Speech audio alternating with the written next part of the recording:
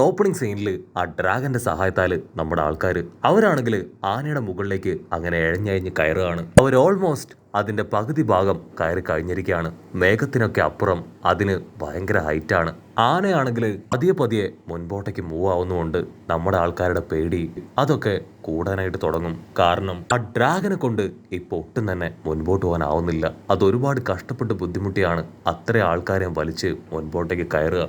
അതങ്ങനെ കയറുന്ന സമയത്ത് ഇപ്പൊ അതിന്റെ ഒരു കാല് അതങ്ങനെ സ്ലിപ്പായി. ആ ഡ്രാഗൺ ആണെങ്കിൽ വമ്പ ഫോഴ്സിൽ നമ്മുടെ ആൾക്കാരുമായി താഴേക്ക് നിരങ്ങി വരികയാണ്. അതിനെ കൊണ്ട് പറ്റും പോലെ അതിന്റെ കാലും കൈയൊക്കെ ഉപയോഗിച്ച് അത് പിടിച്ചു നിൽക്കാൻ ശ്രമിക്കും. പക്ഷെ കഴിയുന്നില്ല. ഉസോപ്പാണെങ്കിൽ പേടിച്ച് സോറോടെ ട്രൗസറിൽ കയറി പിടിക്കും. അതിന് സോറോ ഫുൾ കലിപ്പില് എന്റെ ട്രൗസറിന്ന് വിടുന്ന് പറഞ്ഞ് അവൻ അച്ചറം പോച്ചറ അടിക്കും. ഹീറോ ആണെങ്കിൽ അതിന് വമ്പനായിട്ട് സപ്പോർട്ട് കൊടുക്കും. കമോൺ കമോൺ, നിന്നെ കൊണ്ട് തീർച്ചയായിട്ടും ബ്രേക്ക് ഇടാൻ പറ്റുമെന്ന് പറയും. അവരങ്ങനെ ഒരച്ചൊരച്ച് ആ കടലിന്റെ തൊട്ടടുത്ത് എത്തുമ്പോഴേക്കും അത് കറക്റ്റായിട്ട് ബ്രേക്ക് ചെയ്യാണ്. നമ്മുടെ ആൾക്കാർക്കാണെങ്കിൽ ഒരുപാട് ആശ്വാസമാവും. അതാണെങ്കിൽ വീണ്ടും കഷ്ടപ്പെട്ട് ബുദ്ധിമുട്ടി നമ്മുടെ ആൾക്കാരെയും പേറി മുകളിലേക്ക് കയറാൻ ശ്രമം തുടങ്ങും. അപ്പോഴായിരിക്കും കാഞ്ചറ ഒരു കാര്യം പറയാ. അവരവരുടെ ഐലാൻഡിൽ നിന്ന് ഇറങ്ങിയപ്പോ തന്നെ ഈ ഒരു സോ ഐലാൻഡിലേക്ക് പോകണം. അതായിരുന്നു അവരുടെ തീരുമാനവും ലക്ഷ്യവും. കാരണം അവരുടെ ഒരു ഫ്രണ്ട് ഈ ഐലാൻഡിലുണ്ട്.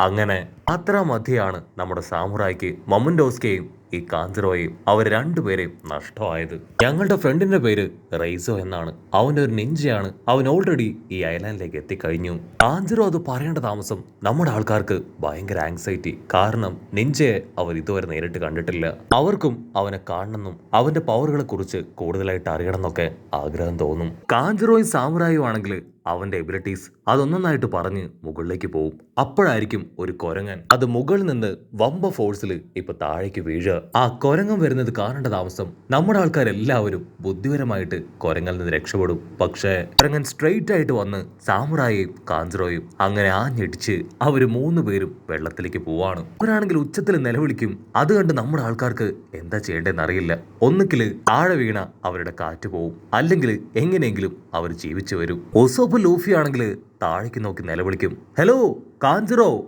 സാമുറായി, നിങ്ങൾ രണ്ടുപേരും ഓക്കെ ആണോ? കുഴപ്പമൊന്നുമില്ലല്ലോ. അതിനവരാണെങ്കിൽ തിരിച്ചു വിളിച്ചു പറയും, ഞങ്ങൾക്ക് കുഴപ്പമൊന്നുമില്ല, ഞങ്ങളിവിടെ ഓക്കെ ആണെന്ന്. ഉടനെ നമ്മുടെ ആൾക്കാർ ആ ഡ്രാഗനോട് റിവേഴ്സ് ഗിയർ ഇടാനായിട്ട് പറയും. പക്ഷെ അതിനാണെങ്കിൽ നമ്മുടെ ആൾക്കാർ പറയുന്നത് മനസ്സിലാവാതെ അത് അതിന്റെ ഫുൾ സ്ട്രെങ്ത് എടുത്ത് ഒരുപാട് ബുദ്ധിമുട്ടി ബന്ധപ്പെട്ട് മുകളിലേക്ക് കയറുകയാണ്. റോബിനാണെങ്കിൽ അതിന്റെ അവസ്ഥ കാണുമ്പോൾ കുറച്ച് വിഷമവും തോന്നും. നമ്മുടെ ആൾക്കാർക്ക് ഇപ്പൊ എന്താ ചെയ്യേണ്ടതെന്ന് അറിയാതെ കൺഫ്യൂസ്ഡ് ആയിട്ട് നിൽക്കുകയാണ്. ഉടനെ താഴെയുള്ളവരാണെങ്കിൽ വിളിച്ചു പറയും, അയ്യോ വേണ്ട വേണ്ട, നിങ്ങൾ മുകളിലേക്ക് പോയിക്കോ, ഞങ്ങളെ കൊണ്ട് പറ്റും പോലെ നിങ്ങളുടെ പിന്നാലെ തന്നെ ഞങ്ങൾ എത്തിക്കോളാന്ന് പറയും. അത് കേട്ട് സമാധാനത്തോടു കൂടെ നമ്മുടെ ആൾക്കാർ പോവുകയാണ്. സെക്കൻഡുകൾ മിനിറ്റുകളായി, മിനിറ്റുകൾ മണിക്കൂറുകളായി, ഏകദേശം ഈവനിങ് ടൈമായി കഴിഞ്ഞു. ഇപ്പോഴും നമ്മുടെ പാവൻ ഡ്രാഗണ് മാത്രം ആ എലിഫന്റിന്റെ മുകളിലേക്ക് മുഴുവനായിട്ടും കയറാൻ കഴിഞ്ഞിട്ടില്ല. ലൂഫി ആണെങ്കിൽ അതിന്റെ പുറത്തിരുന്ന് ക്ഷീണിച്ച് തളർന്ന് ഉറങ്ങിക്കഴിഞ്ഞു. അതിന് ഉസോപ്പാണെങ്കിൽ അവനെ തട്ടി ഉണർത്തും. ലൂഫി, നീ ഇത് കാണുന്നില്ലേ? നമ്മളിനി കുറച്ചുകൂടെ ദൂരം മാത്രം ട്രാവൽ ചെയ്താൽ മതി. ഓൾമോസ്റ്റ് നമ്മൾ ഐലാൻഡിന്റെ തൊട്ടടുത്ത് എത്തിക്കഴിഞ്ഞു എന്ന് പറഞ്ഞ് അവൻ ചൂണ്ടിക്കാണിക്കുകയാണ്. അത് കാണുമ്പോൾ ലൂഫിക്കും ഒരുപാട് സന്തോഷം. ലൂഫി ആണെങ്കിൽ ഭയങ്കരമായിട്ട് എക്സൈറ്റഡ് ആയിട്ട് അങ്ങനെ എഴുന്നേറ്റ് നിൽക്കും. പിന്നെ അവന്റെ കൈ തന്നെ അവൻ താഴേക്ക് പോവാണ്. ഉസോപ്പ് ആണെങ്കിൽ ക്യാച്ച് ചെയ്യും. പക്ഷെ അവന് കിട്ടിയത് ലൂഫിയുടെ ബാഗ്. ലൂഫി ഞൊട്ടിയിടയിൽ അവന്റെ കൈ അങ്ങനെ നീട്ടി ആ ഡ്രാഗന്റെ കൊമ്പിൽ പിടിച്ച് പോയ അതേ സ്പീഡിൽ ഇപ്പൊ റിട്ടേൺ വന്നിരിക്കുകയാണ്. പക്ഷെ എന്താ, ആ ഡ്രാഗൺ ആണെങ്കിൽ ഇപ്പൊ കുറച്ച് വളഞ്ഞു നിൽക്കുകയാണ്. അത് പഴയതുപോലെ സ്ട്രെയിറ്റ് ആയാൽ മാത്രമേ നമ്മുടെ ആൾക്കാർക്ക് ഇനി തൊട്ടടുത്തുള്ള ഐലാൻഡിലേക്ക് എത്താനായിട്ട് പറ്റൂ. ലൂഫി ആണെങ്കിൽ അവന് കട്ട സപ്പോർട്ട് കൊടുക്കുകയാണ്. ഉടനെ ആ ഡ്രാഗൺ അതിന്റെ സർവ്വശക്തിയിൽ മുകളിലേക്ക് കയറി വരും. റോബിന് അത് എത്രത്തോളം ബുദ്ധിമുട്ട് അനുഭവിച്ചു എന്ന് മനസ്സിലാവും. അവള് വിഷമത്തോടെ അതിനെ നോക്കി നിൽക്കുന്ന അതേ മൊമെന്റിൽ അത് പതിയെ പതിയെ പഴയതുപോലെ ഒരു ഡ്രോയിങ് ആയി മാറി അങ്ങനെ ഇൻവിസിബിൾ ആവാനായിട്ട് തുടങ്ങും. റോബിനാണെങ്കിൽ അത് ഇൻവിസിബിൾ ആയ ഭാഗത്ത് കുറച്ച് പൂക്കളൊക്കെ അർപ്പിക്കും. അതേസമയം നമ്മുടെ ആൾക്കാർ ആ ഐലാൻഡിലേക്ക് നോക്കുകയാണ്. ഒരു ഭീമാകാരനായ വലിയൊരു എൻട്രൻസ്.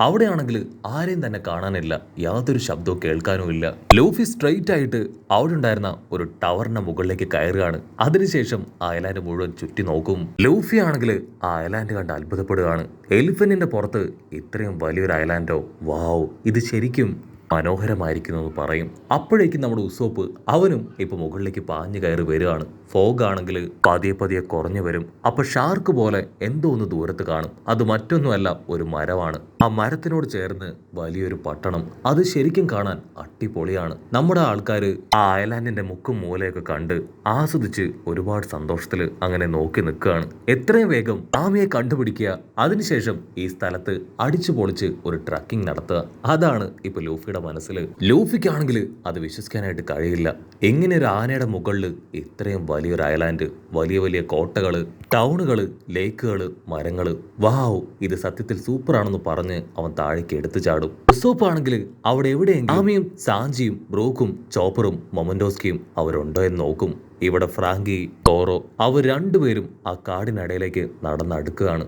റോബിനാണെങ്കിൽ താഴെ നിന്ന് മുകളിലേക്ക് കയറി വരുന്ന ആ സാമുറായും മൊമന്റോസ്കിയും തന്നെയാണ് നോക്കുക. അവര് സേഫ് ആയിട്ട് മുകളിലേക്ക് എത്തുന്നുണ്ടോ എന്ന് അവൾക്കിപ്പോ ഉറപ്പുവരുത്തണം. നമ്മുടെ ആൾക്കാര് ആ ഗേറ്റ് കടന്ന് അങ്ങനെ നടന്ന് മുൻപോട്ടേക്ക് പോകും. ആ ഗേറ്റ് വർഷങ്ങൾക്ക് മുൻപേ ആരോ തകർത്തിട്ട രീതിയിലായിരിക്കും കാണപ്പെടുക. ഗേറ്റിന് മുകളിൽ ഇപ്പൊ പായലും ചെടികളൊക്കെ വളർന്നു നിൽക്കുകയാണ്. അവരങ്ങനെ നടന്നു പോകുമ്പോൾ അവരുടെ തൊട്ട് മുൻപിലായിട്ട് എന്തോ ഒരു വലിയ കാൽത്തടം. പക്ഷെ നമ്മുടെ ആൾക്കാർ അത് ശ്രദ്ധിക്കാതെ മുൻപോട്ടേക്ക് തന്നെ നടന്നു പോവാണ്. മാത്രമല്ല അവർ നടക്കുന്തോറും അവരുടെ കാലങ്ങനെ ആഴ്ന്നാഴ്ന്നു പോകുന്നത് പോലെ അവർക്ക് ഫീൽ ചെയ്യും. അവരിപ്പോ നടക്കുന്നത് സത്യത്തിൽ ആ എലിഫന്റിന്റെ പുറത്തൂടെയാണ്. അതുകൊണ്ടാണ് അവർക്ക് അങ്ങനെ ഒരു ഫീൽ. ചോറു ആണെങ്കിൽ അവന്റെ സ്ക്വാഡൊക്കെ എടുത്ത് റെഡിയാവും. കാരണം അവന് മനസ്സിലാവും ഏതൊക്കെയോ ശത്രുക്കള് അവിടെ പതുങ്ങിയിരിപ്പുണ്ടെന്ന്. അവിടെയുള്ള കാഴ്ചകളൊക്കെ കണ്ടും മനസ്സിലാക്കിയും അവർ മുൻപോട്ടേക്ക് നടക്കുമ്പോൾ ഏതോ ഒരു പെണ്ണ് അവള് ബൈനോക്കുലർ വെച്ച് നമ്മുടെ ആൾക്കാരെ നോക്കുകയാണ്. കട്ട് ചെയ്ത ലൂഫി ആണെങ്കിൽ അങ്ങനെ എടുത്തു ചാടി നിൽക്കാതെ ഓരോ ഭാഗത്തേക്ക് ഓടിക്കൊണ്ടേയിരിക്കും.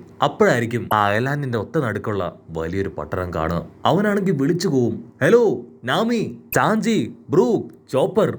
പക്ഷേ എവിടുന്നും ആരുടെയും റിപ്ലൈ അവന് കിട്ടില്ല. ഒരു ശബ്ദം പോലും അവൻ കേൾക്കില്ല. ലൂഫി ആണെങ്കിൽ ചുറ്റുമുള്ള ബിൽഡിങ്ങില് കാര്യമായിട്ട് ശ്രദ്ധിക്കില്ല. ആ ബിൽഡിങ്ങുകളെല്ലാം തന്നെ ഇടിഞ്ഞു വീണ് കിടക്കുകയാണ്. ലൂഫിയുടെ തൊട്ട് പിന്നാലെ വരുന്ന നമ്മുടെ ആൾക്കാർക്ക് ചില വെപ്പൻസിന്റെ ഒക്കെ സ്മെല്ല് അത് ഭയങ്കരമായിട്ട് കിട്ടുകയാണ്. എന്തോ ഒരു കുഴപ്പം അത് ഐലാൻഡിൽ നടക്കുന്നുണ്ടെന്ന് അവർക്ക് ഉറപ്പാവും. അവർ ആയുധങ്ങളൊക്കെ എടുത്ത് ഏത് നിമിഷവും ഒരു ഫൈറ്റിനായി തയ്യാറാവും. അടുത്ത മൊമെന്റില് നമ്മുടെ സോറോയും ലോയും അവർ രണ്ടുപേരും എന്തോ ഒന്നിനെ സെൻസ് ചെയ്യാണ്. അതാണെങ്കിൽ അങ്ങോട്ടും ഇങ്ങോട്ടേക്ക് ഓടി നമ്മുടെ ആൾക്കാർ ലക്ഷ്യമിട്ട് കൊതിച്ചു പായാണ്.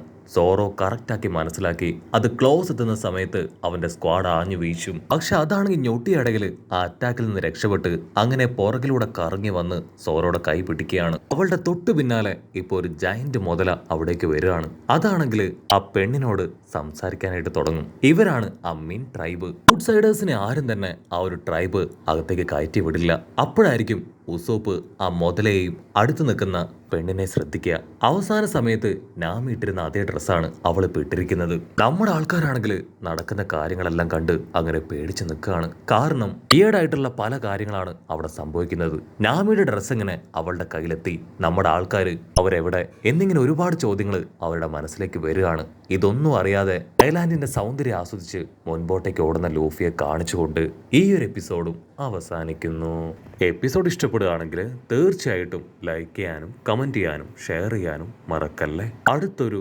അടിപൊളി എപ്പിസോഡുമായിട്ട് കാണുന്നവരെ it's me with Mallu episode.